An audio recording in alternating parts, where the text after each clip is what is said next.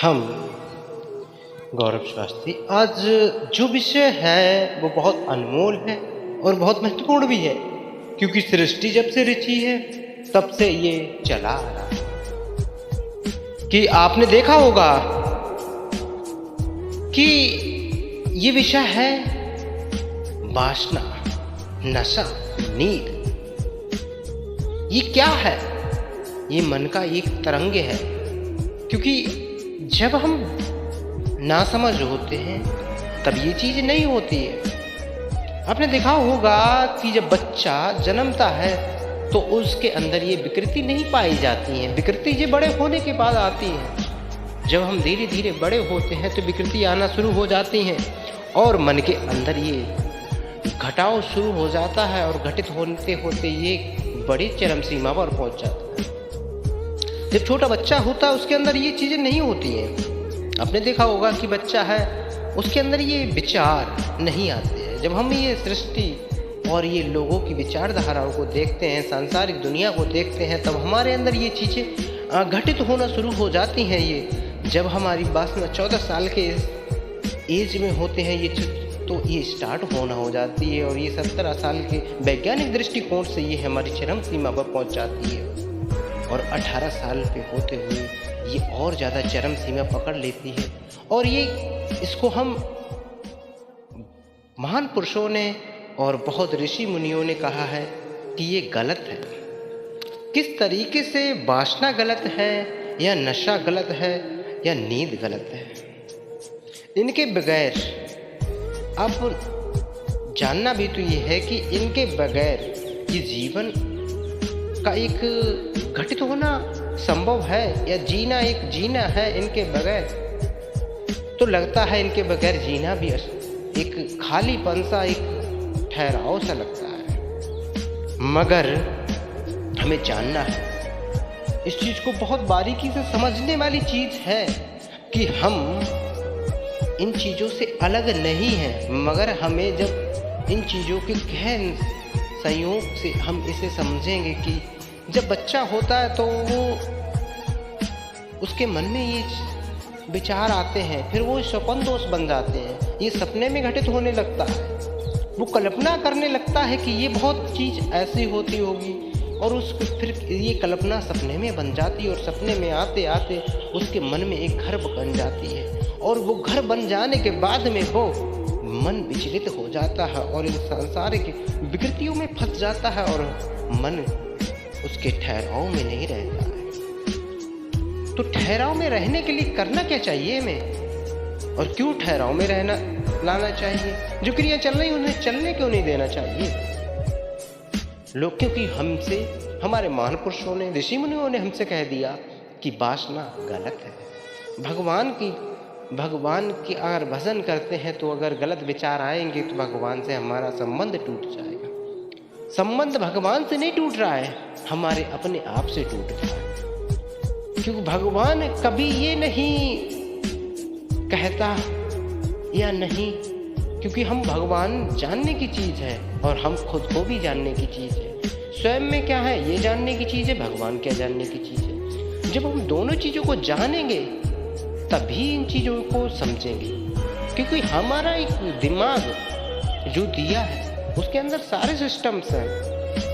अगर हम अपने सिस्टम को समझ लेंगे कि किस क्रिया से प्रतिक्रिया बनती है, किस प्रक्रिया के जरिए हम इन कारणों में फंसते हैं, कारण हमारा जब ये चरम सीमा पर किस वेग से पहुंचता है, तब हम इन चीज़ों से अलग हट जाएंगे। और अलग हटना कितना ठीक है, किस एज में अलग हटना ठीक है, देखते हैं कि अब जो एजुकेशन शिक्षा करते हैं, मानी शिक्षा करेंगे हम, मानी पढ़ाई लिखाई जो हम कर रहे हैं वो हम निरंतर करते हैं, कम 20, 25, 26, 30, 35 साल तक करते रहते हैं। उसके बाद शादी, और शादी करने के बाद में ये जो हमारा मन का एक इस विस्तार है वो एक ठहराव में आता है। वासना एक ठहराव में आ जाती है, वो एक स्तर हो जाती है और स्तर होने के बाद वो विचलित हो जाती है। विचलित होने के बाद हमारा मन से, ध्यान से, कर्म से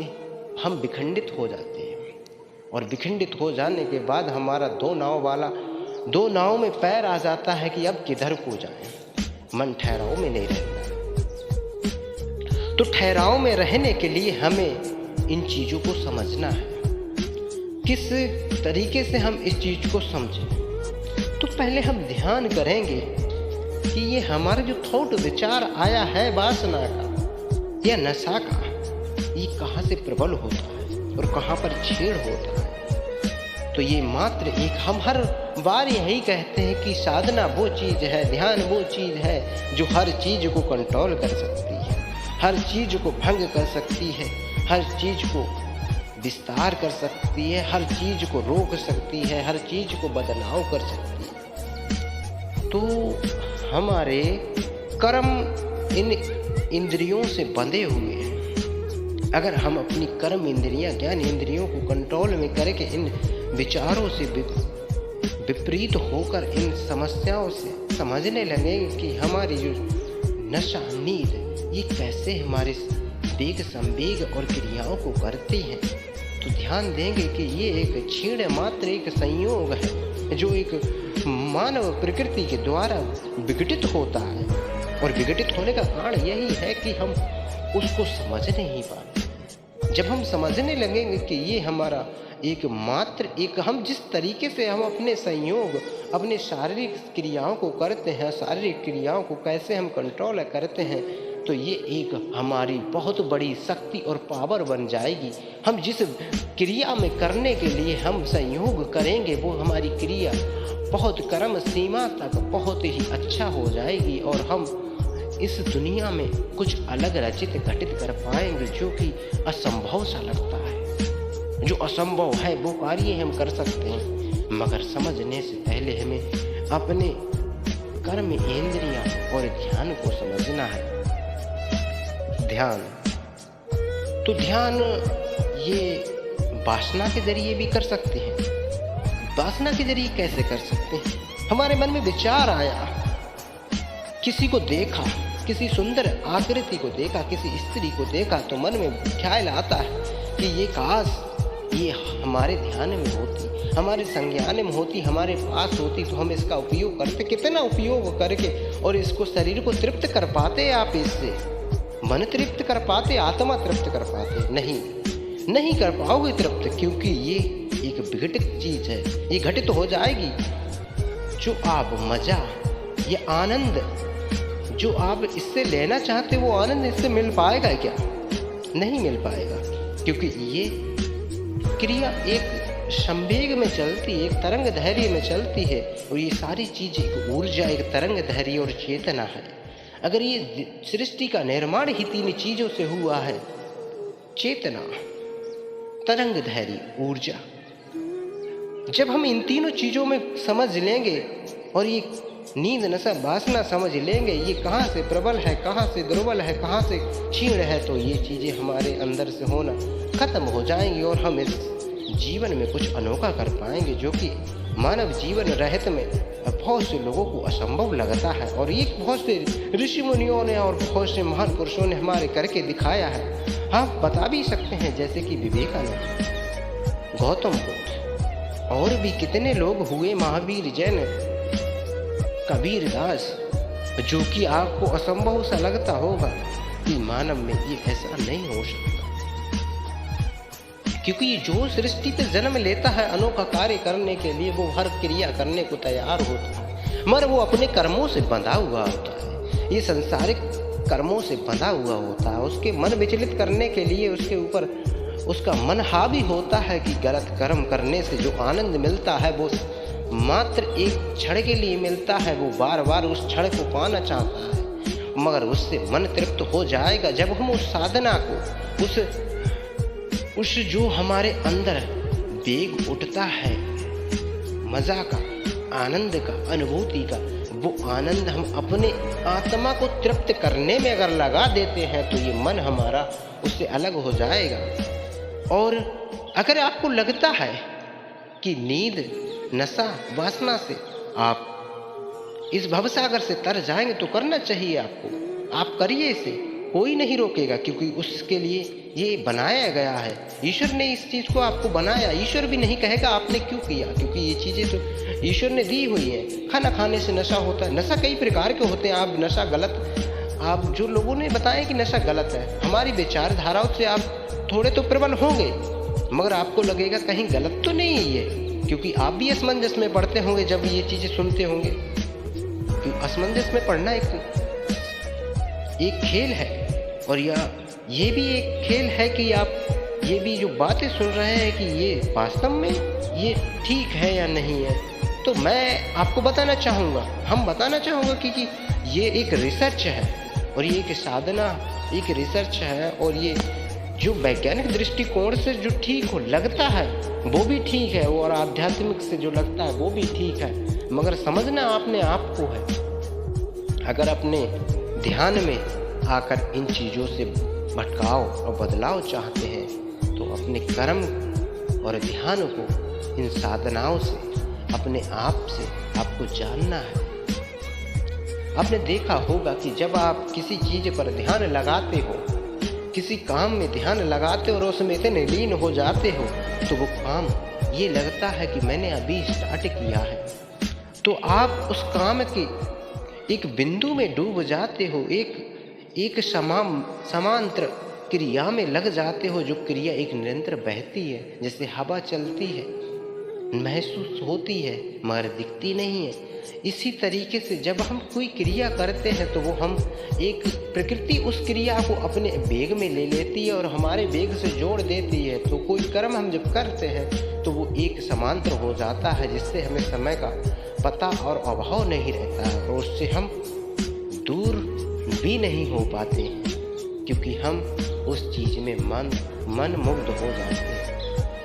तो मन मुग्ध होना हमारा कितना अच्छा है, ये कितनी अनुकूल प्रतिकूल बात है कि आप इस भगवान की सृष्टि बनाई हुई इस संसार के कर्मों में आप किस तरीके से समावेग हैं, और आपका आवेग कितना प्रभावशाली इस अंग और प्रति अंग पे होता है, किस किस अंग से हमारा निर्माण, किस ऊतकों से हमारा शरीर और हमारा डीएनए चलता है। तो ये वैज्ञानिक ने जो दिया है डीएनए और नए नए जो शब्द आविष्कार किए हैं वो भी हमें समझने चाहिए। वैसे भी सृष्टि के निर्माण के लिए जो योगदान वैज्ञानिकों ने दिया है और जो हमारे आध्यात्मिक गुरुओं ने दिया है वो बहुत अनोखा है। हमारी जो आध्यात्मिक वेदों में जो वेदों का सार है उसमें वैज्ञानिकों का भी सार मिलता है, क्योंकि वैज्ञानिकों ने जो चीज़ की रिसर्च की वो हमारे वेदों में और ऋषि मुनियों ने बहुत साल पहले इस चीज़ को व्याख्या कर दी है। तो हमें अपनी क्रियाओं से इस चीज़ को समझना है कि ध्यान साधना से हम अपने शारीरिक क्रियाओं को, हमारे अंदर जो घटित होती हैं शारीरिक दुख, मानसिक दुख और ये सांसारिक दुख और मानसिक दुख और प्राकृतिक दुख जो हमारे अंदर और बाहर घटित होता है, किस तरीके से होता है, अगर इसको हम समझ के चलेंगे तो ना दुख होगा ना सुख होगा, एक आनंद होगा। और उस आनंद में जो अनुभूति होगी वो दुनिया से अनोखी होगी, और वो प्राप्ति के लिए आप इधर उधर भटकने से कहीं वो प्राप्त नहीं होगी, क्योंकि आपके अंदर ठहराव नहीं है। जब मन में ठहराव लाएंगे, आत्मा में ठहराव लाएंगे और अपने सांसों में एक ठहराव सा महसूस करेंगे तो आप देखेंगे ये दुनिया एक अनोखी बड़ा विचित्र चीज़ है। जब हम खिड़की से बाहर देखते हैं तो लगता है ये खिड़की से बाहर का आवेग जो समावेग है ये सृष्टि का रची हुई एक बहुत ही प्रभावशाली आनंद सा महत्वपूर्ण करते होंगे। जब अपने अंतःकरण में देखते होंगे कि ये क्या है, एक अपनी तस्वीर को जब शीशे के आईने के आगे देखें तो लगता है कि ये हम नहीं है, ये और है कोई, जो कि हमें अपने आप से तो कुछ करने नहीं दे रहा है। जब हम इसको आंखें बंद कर हम देखते हैं तो लगता है कि हम दुनिया में कुछ ना कुछ तो कर सकते हैं। अंदर से आवाज आएगी, आपको लगेगी कि ये करना चाहिए। दुख, सुख, आनंद, परमानंद, ये क्या अनोखे शब्द से लगते हैं इंसान को, क्योंकि इंसान इन चीज़ों में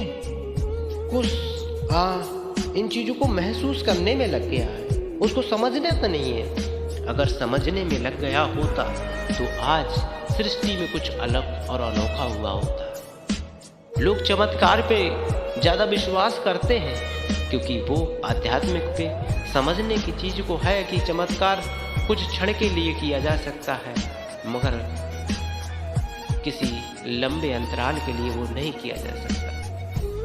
कोई जादू दिखाता है, वो कुछ क्षण के लिए आपको जादू सा लगेगा, उसके बाद अगर बारीकी से देखें तो वो कुछ नहीं, मात्र एक आपकी आंखों का खेल और एक भ्रम होता है, जिसे दूर करने के लिए आपको खुद को समझना है कि वास्तव में ये संसार है और एक दुनिया ये खेल है। और इस खेल में जब उलझे रहोगे तो आप यहाँ से तृप्त नहीं हो पाओगे और इन वासनाओं से और इन दुनिया के कर्मों से बंधकर आप यहीं रह जाओगे और यहीं पर आप ऐसे ही जन्मते और मरते रहोगे। जैसे कि पेड़ से फल बना, फल से फिर बीज बना, फिर पेड़ बना, ऐसे ही आप जन्मते और मरते रहोगे और आप कभी भी उभर नहीं पाओगे। उभरने के लिए एक ही चीज़ है, ध्यान। ध्यान अपनी आत्मा अंतःकरण का, कि हम किस शरीर की सांसारिक क्रियाओं को किस तरीके से करना चाहिए, कितना उचित कितना अनुचित है, इन चीज़ों से हम समझ कर ही इस भव सागर से पार हो पाएंगे। चलो और कभी नए विषय पर हम बात करेंगे। अब हम अपनी वाणी के लिए विराम देते हैं। ओम स्वस्ति, ओम स्वस्ति, ओम स्वस्ति।